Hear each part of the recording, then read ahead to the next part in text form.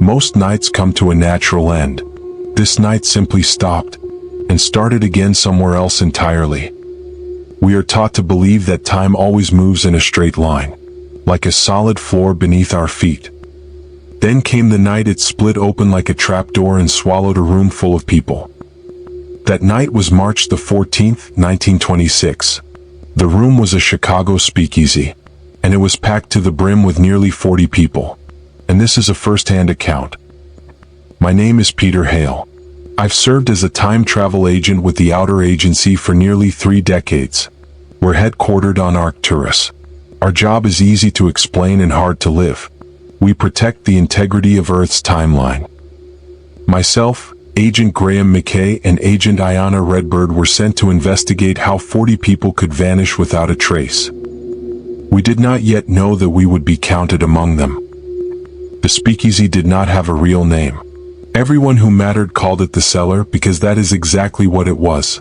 A converted wine cellar beneath a shuttered butcher shop, reached through a door that looked to anyone passing by like it led nowhere at all.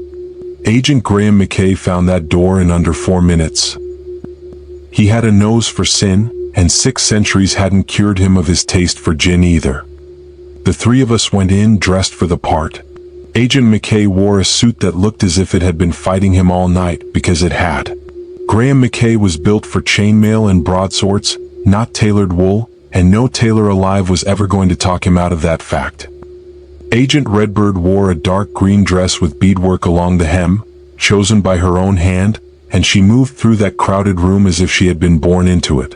That was one of the things I had always admired about Ayanna. She could walk into any century, any room full of strangers, and look like she had always belonged there. We spent the first hour working the room. Easy conversation, easy drinks, nothing that would draw attention.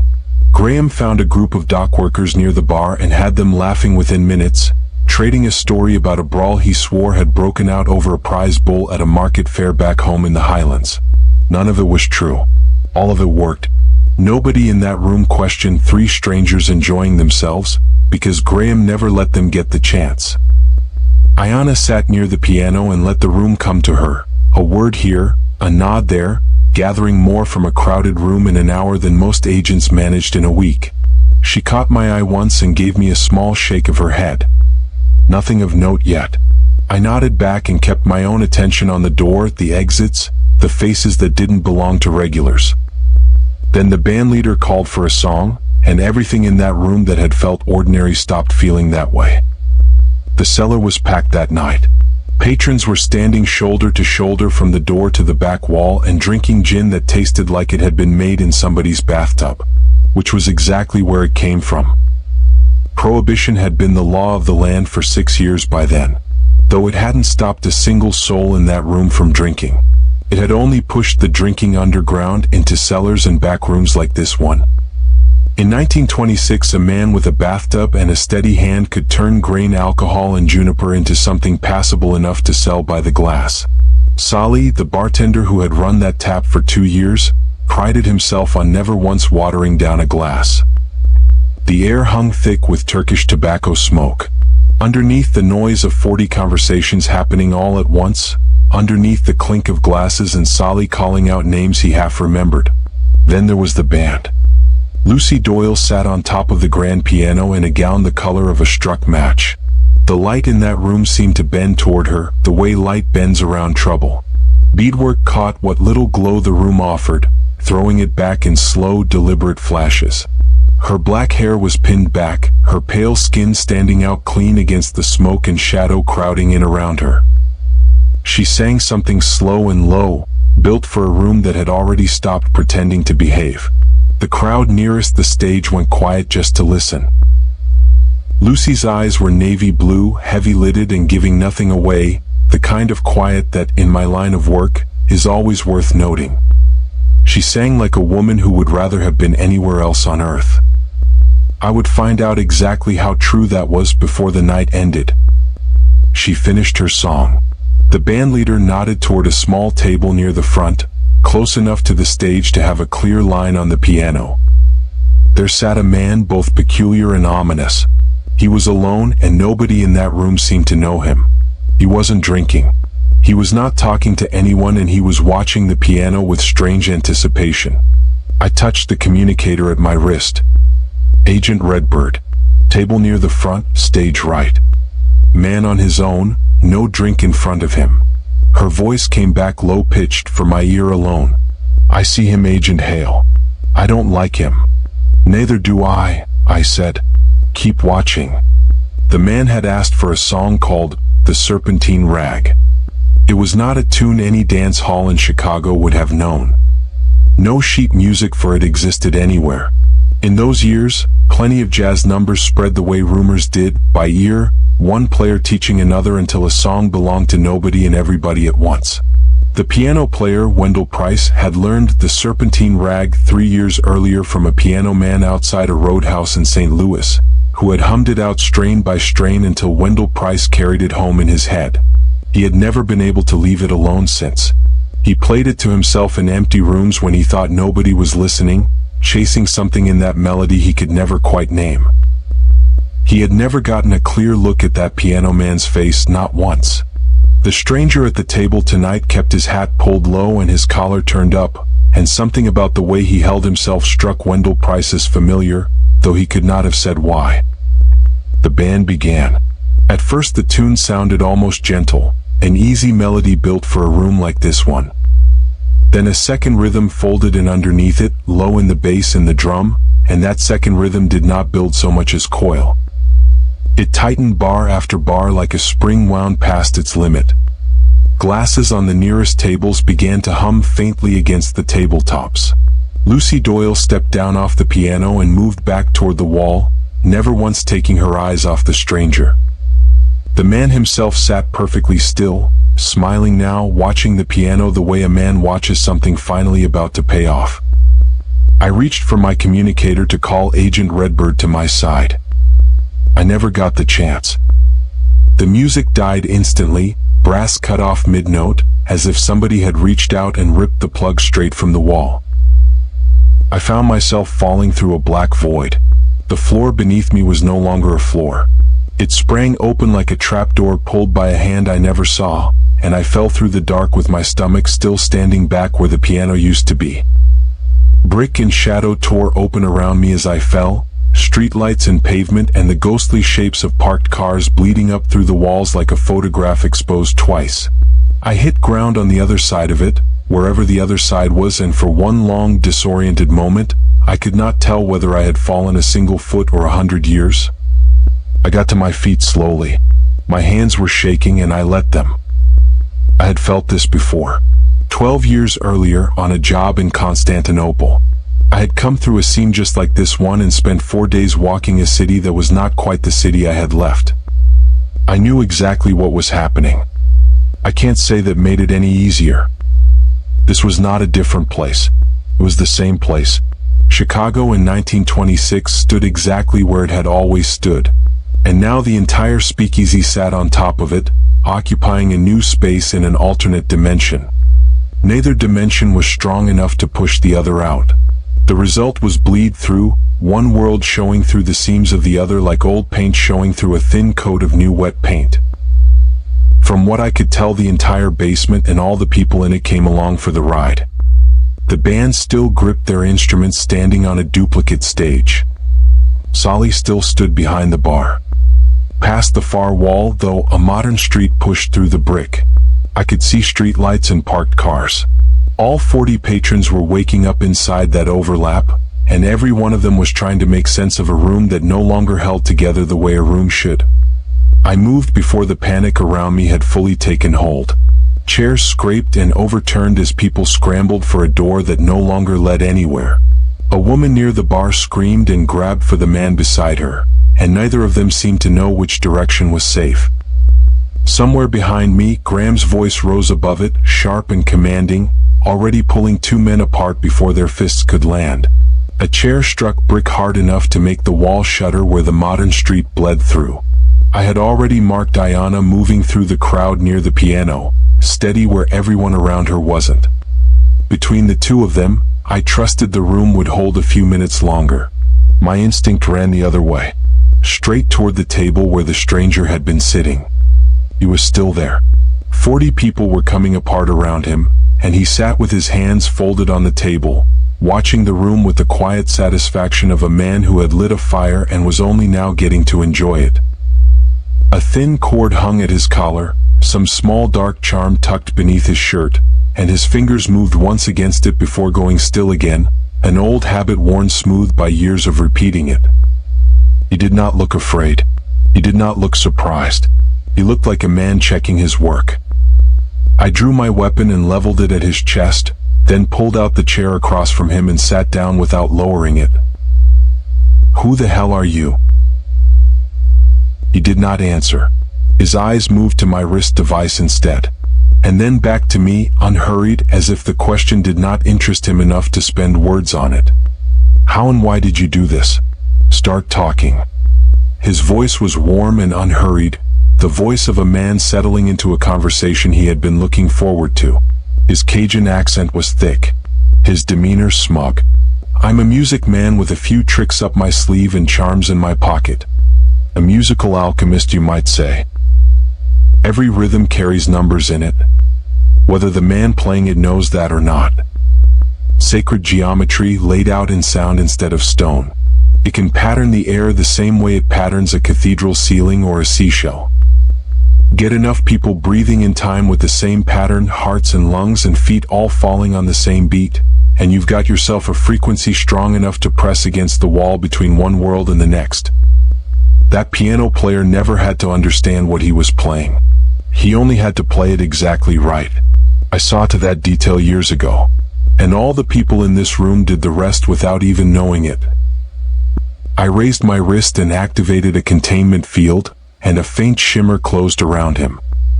He sat still inside the field, unbothered, his hands still folded on the table as though nothing about his circumstances had changed.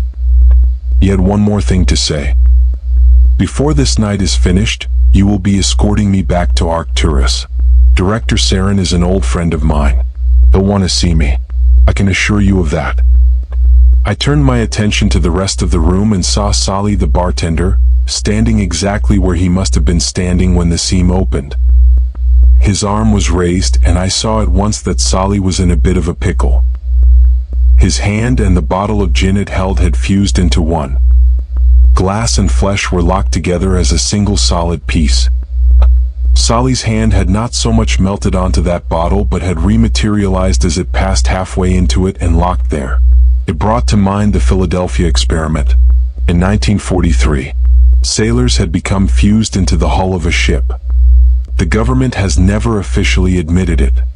A controlled jump, on the other hand, the kind we make through the outer agency, never did this to a person. Our travel was engineered to slide through time clean, without leaving a mark on anything it passed through. Tonight's shift in dimension was not so elegant. It had been torn open by force by a man who wanted something on the other side of it badly enough to rip a hole straight through history to get it, dragging pieces of whatever stood nearest it through with it. Flesh, glass and brass alike. And it does not care which is which. With the stranger contained I stood and made my way to Solly. Graham reached him a moment later, turning the arm gently side to side, testing just how fused it really was. "Well," he said, "it stuck fast, but it still works." He tipped the bottle of gin toward Solly's mouth, and Solly went for it eagerly. Ironically, his arm needed to be twisted. Graham took a pull right after him, purely in the name of thorough investigation.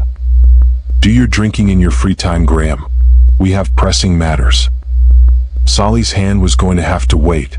The tension in the room was escalating fast. "Graham," I said, "I've got the man responsible for this contained at a table across the room. I need this place brought to order while I work out what comes next."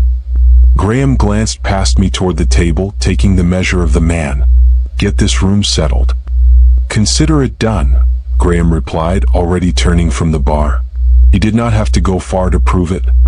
A man near the edge of the room grabbed a chair and swung it hard against the wall, where the modern street bled through the brick, as if he could break his way back into 1926 by hitting it hard enough.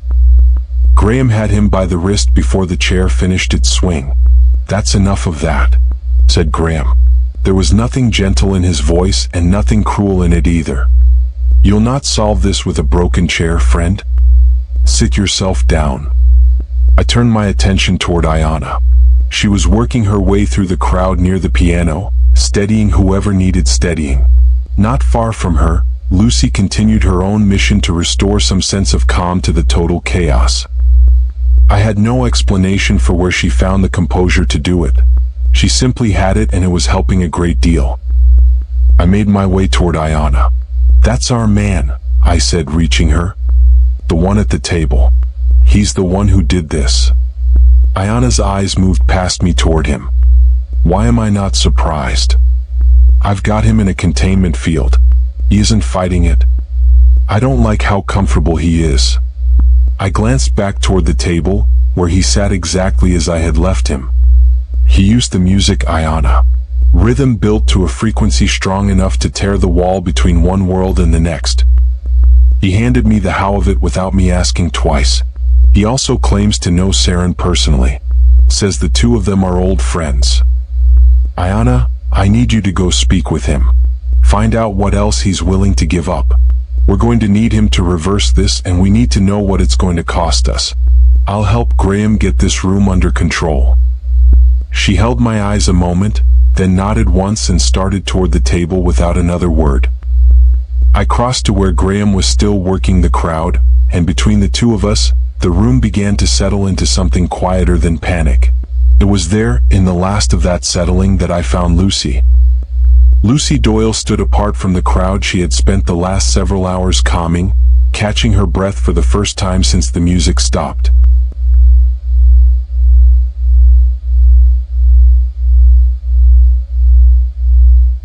Whatever composure she was holding on to sat right up against something raw underneath, and she was not bothering to hide either one.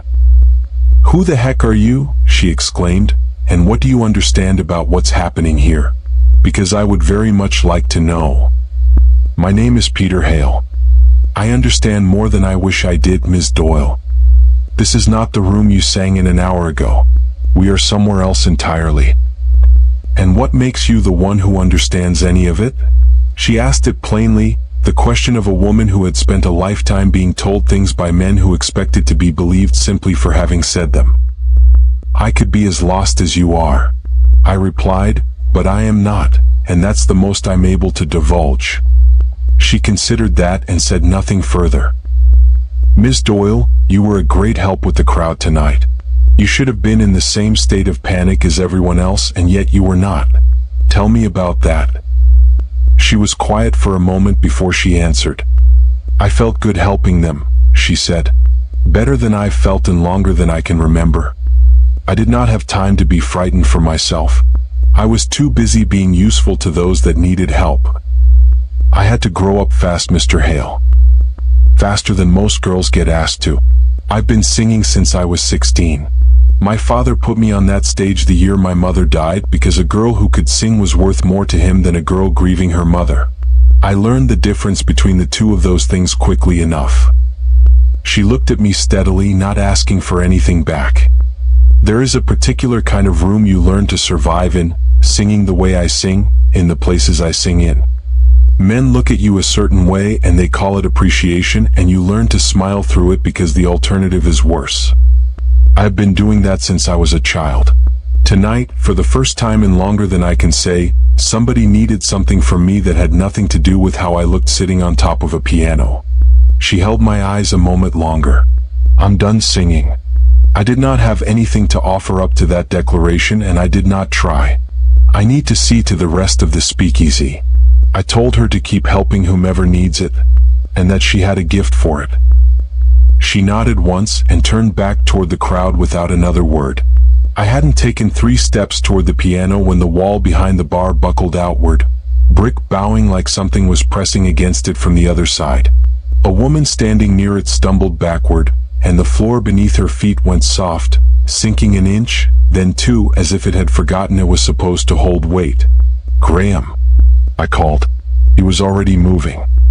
He caught her under the arms and hauled her clear before the floor gave any further, dragging her back toward solid ground while the section behind her rippled once more and then went still.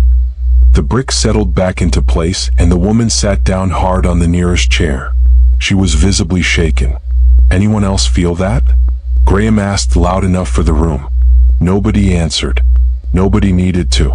The whole crowd had gone quiet, watching the wall as if it might do it again. "It's not stable," I said. "Whatever's holding this place together, it's not going to hold forever. We need to move faster." Graham nodded once and went back to steadying the room. I crossed the rest of the way to the piano. I found Ayana there, studying a gold pocket watch embedded in the brick wall behind it.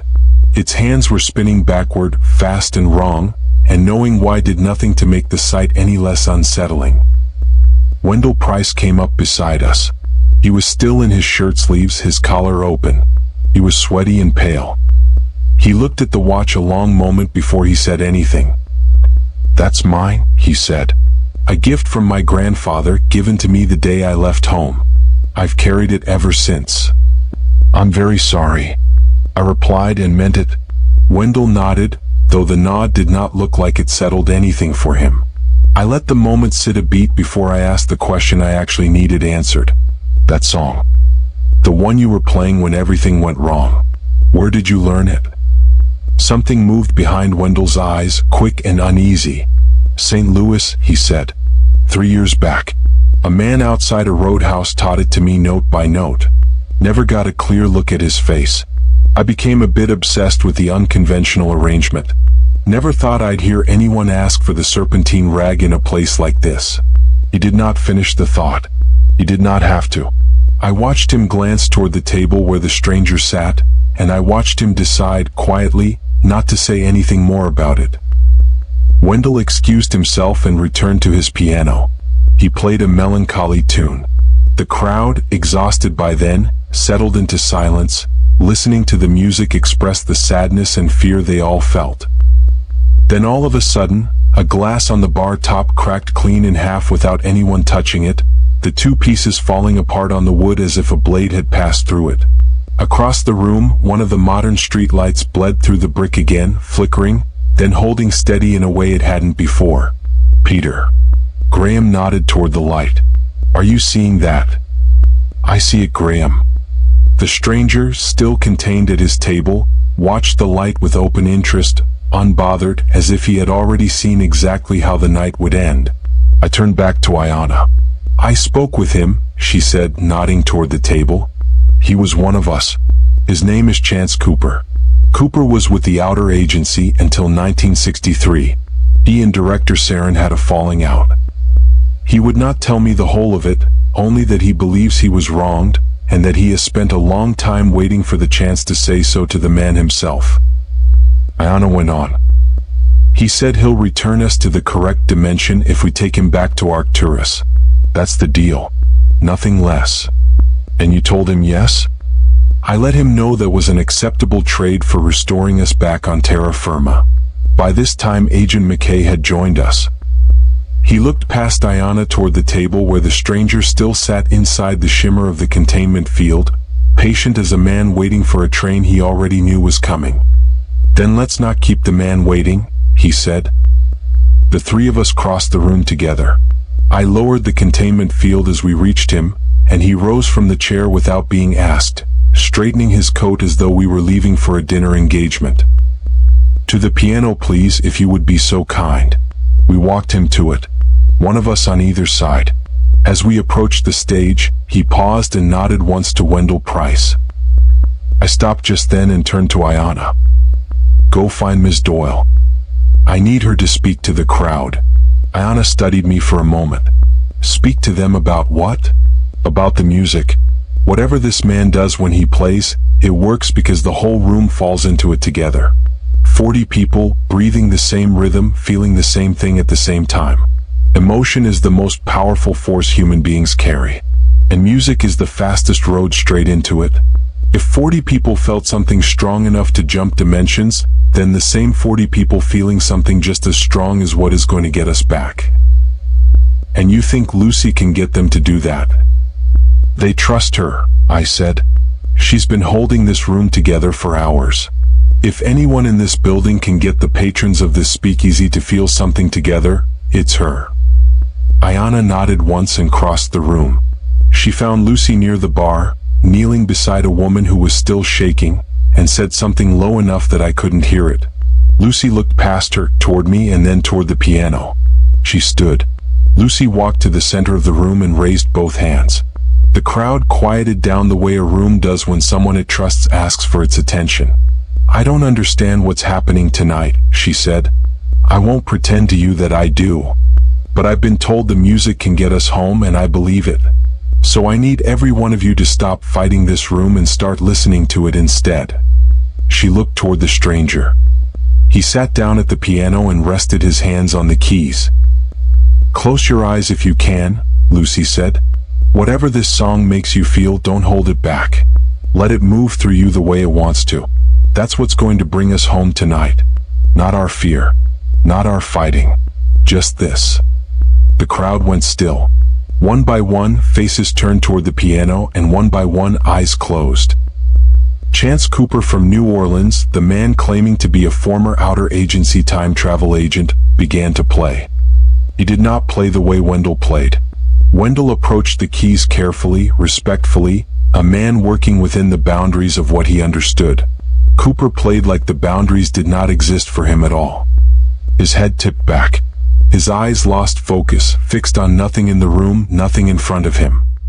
His hands moved faster than his own expression seemed to register, as though something else had taken hold of his fingers and left the rest of him to watch it happen. He was not performing the serpentine rag. It rather seemed as though the rag was playing him. The melody built, climbed, folded back over itself, and his whole body answered each turn, shoulders rising and falling with the rhythm, his head rolling with each new phrase, his jaw loose, his face open in something close to ecstasy. Sweat had already broken along his hairline. He did not wipe it away. He did not seem to know it was there. The crowd felt it before I did. A woman near the bar pressed a hand to her chest and began to weep, quietly at first, then without any effort to stop herself. A man beside her closed his eyes and let his head drop back, his jaw slack, tears running freely down into his collar. Grief and joy moved through that room together, indistinguishable from each other, rising with the same music that was rising out of Chance Cooper's hands. He played on, lost entirely inside it, and the room around him began to shake. The floor cracked under the room like ice giving way, and the tear snapped shut in a single violent pulse, throwing every glass on every table clean off its surface. The street bleeding through the far wall vanished. Brick closed back over brick, whole and solid, with no tear left to mark where it had ever broken. Solly's hand came free of the bottle. The bottle slipped from his fingers and shattered on the floor, gin spreading dark across the boards. He stared down at his hand, turning it over once, flexing his fingers like he was testing whether they still belonged to him. The gold pocket watch dropped from the wall and landed in the sawdust, its hands no longer spinning. Cooper's hands came off the keys. He sat still for a moment, breathing hard, and when he lifted his head, the distance was gone from his eyes. Solly looked down at the mess at his feet, then up at the room around him. "We're back," he said. "We're actually back." I looked past him toward the far wall. Brick, only brick, and behind it, Chicago in 1926, exactly where we had left it. Around the room, patrons were finding their feet again, some laughing in short bursts of relief, others standing frozen and staring at walls that had gone back to being ordinary brick. A man near the door dropped to his knees and pressed both hands flat against the floor. A woman near the piano wept quietly, relieved the night was finally over. Graham stepped up onto a chair and raised a hand. The room turned toward him. "Listen up, all of you," he said. "You're going to walk out of here in a few minutes and go home. When you get there and somebody asks where you've been all night, you're going to tell them you were drinking bad gin in a cellar. That is your full story. You were not anywhere else. You did not see anything you cannot explain." A murmur ran through the crowd. Graham raised a hand and it settled. "I'll save you the trouble of wondering whether you should tell the truth of it," he went on. "Go ahead and try. Tell your wife, your husband, your priest, whoever you like, that a hole opened up under a Chicago speakeasy and dropped the whole lot of you into another reality. Watch the look on their face when you do. Not one soul is going to believe a word of it, and you'll spend the rest of your life known as the poor fool who cracked his head on Prohibition gin. A few people laughed, thin and startled. So do yourselves a favor, Graham said. Keep it to yourselves. Go home, sleep it off, and thank whatever God you pray to that you're home. He stepped down off the chair. I turned to Graham. Take our guest outside and wait for me there. Graham looked at the stranger, still standing inside the shimmer of the containment field. Well, come along then, friend. The field held as Graham led him toward the door, the stranger's steps unhurried, his coat straightened once more as they crossed the room. They did speak again before the door closed behind them. Lucy crossed the room. She stopped in front of Ayanna and me and didn't speak right away. She looked at the door where Graham had just led the stranger out, then at the empty stage, then back at the two of us, still taking stock of the night. I can't do this life anymore, she said. Ayanna didn't answer right away. She let the words sit before she spoke. Then don't. That's easy for you to say, Lucy said. You've got somewhere to walk back into tomorrow. I don't have a trade besides singing. I don't have family waiting to tell me what comes next. Do you have any idea what a woman does with herself when the one thing she's good at is the one thing she's just decided to quit? Ayanna glanced at me. Agent Hale, are you thinking what I'm thinking? We bring her back with us, I said. It is rare for the outer agency to recruit anyone while a mission is still underway. That is not how we operate as a rule. But once in a great while, the right person crosses our path at the right moment, and when that happens, we do not let it pass us by. I turned to Lucy and spoke to her. There's work in this world most people never hear about. What kind of work? Lucy said. The kind Ayanna and I do, the kind that takes you somewhere you can't picture from where you're standing right now. Lucy's eyes moved between us. You're not talking about a job, are you? No, Ayanna said. I'm talking about a different life. One that would cost you everything you know. Your city, your century, everyone you've ever met in it. You would have to study harder than you've ever studied for anything, with no promise you'd make it through. Lucy was quiet for a long moment. When she spoke again, her voice had steadied.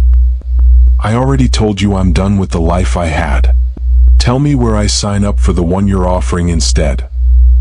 Ayanna looked at Lucy for a moment. There's a diner 2 streets from here. Why don't we go sit down, get something to eat, and talk this through properly? You don't have to decide anything tonight. There's a lot more you'll need to understand before you do. Lucy studied her, then nodded once. All right. The two of them walked out together, leaving me alone in the emptied room. I found a chair at one of the empty tables and sat down. The room around me had gone quiet, chairs pushed back at odd angles, the smell of gin and Turkish tobacco still hanging in the air. I raised my wrist and opened a channel to Arcturus. Director Saren, this is Agent Hale. Mission status is resolved. The rift has been closed and all 40 patrons of the cellar have been returned to their correct place in 1926. The individual responsible has been identified as Chance Cooper, formerly of the Outer Agency. He is contained and will be returning with us as agreed to address his history with you directly. I paused before finishing the report. There is one more addition to the return manifest. A woman named Lucy Doyle. She was a civilian caught up in tonight's events, and in the course of them, she has been selected for recruitment. Agent Redbird is with her now. I closed the channel. I stood and made my way outside, where Agent Graham McKay was waiting with former Agent Cooper. Chance Cooper stood beside Graham with his hands folded in front of him, as calm outside the speakeasy as he had been inside it. Graham gave me a short nod as I approached. Everything squared away in there? Graham asked. It is, I said. Miss Doyle and Ayanna are getting something to eat. We'll meet them at the field office within the hour. I'll tell you about it on the way. Cooper studied me for a moment. You did good work tonight, Agent Hale. Better than most I've dealt with. That wasn't the point of tonight, I said, still not trusting him. No, Cooper said. I don't suppose it was. He He looked off toward the street, toward Chicago, going on about its business. "Let's get this over with, shall we?" The three of us set out on foot for the outer agency field office, where the transport back to Arcturus was waiting. What happened between Chance Cooper and Director Sojourn, I only heard secondhand weeks later. Cooper stood before the director and made his case the same way he'd made it to Ayanna in the Speakeasy, that he'd been wronged, that his removal from the outer agency had never been fair, that a man of his gifts deserved better than what Sojourn had given him. Sojourn listened to all of it without interrupting once. Then he laid out, point by point, exactly why Cooper had been removed, and exactly why removing him had been the right call. Sojourn was not unkind about it. He did not need to be.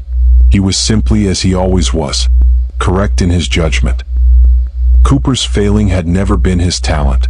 It was the size of his own opinion of himself, a thing large enough to convince him he was owed more than the agency had ever promised him. Sojourn told him plainly that a man who tears a hole through history to prove a point about his own worth has already answered every question about whether he belongs among people entrusted to protect it. In the end, there was no punishment beyond the one already in motion. Cooper was returned to his own century and left to live out his life in New Orleans, his gifts intact, his access to the outer agency closed to him for good. Lucy Doyle began at the academy within the month. She told me later that the first few days left her stunned in ways she hadn't fully prepared for, centuries of history compressed into hallways and classrooms she couldn't have imagined existed a season earlier. Stunned or not, she never once asked to go home. She showed up every morning ready to learn something new, the same way she'd once shown up every night ready to sing.